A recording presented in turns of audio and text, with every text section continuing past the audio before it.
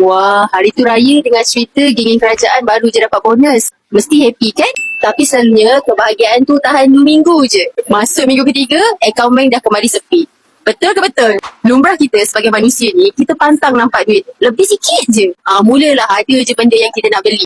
TV tiba-tiba rasa kecil lah. Tayar kereta tiba-tiba rasa botak lah. Motor tiba-tiba rasa tak laju lah. Jadi duit bonus yang kita pulun kerja bertahun-tahun tu lebu je dalam sekali mata sebab kita tak tahu nak park dekat mana. Jadi saya nak menyeru, jadilah golongan profesional yang cerdik kewangan. Bonus masuk je, lock terus jadi emas di Public Gold.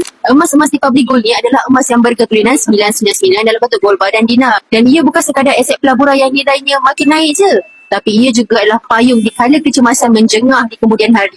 Jadi Tompuan yang dapat bonus tu, selamatkan bonus Tompuan sebelum ia jadi risiko kosong. Isi sign-up form di bio saya akan ajar cara-caranya satu persatu macam mana Tompuan nak alihkan sebahagian bonus tu kepada simpanan emas di Public Gold.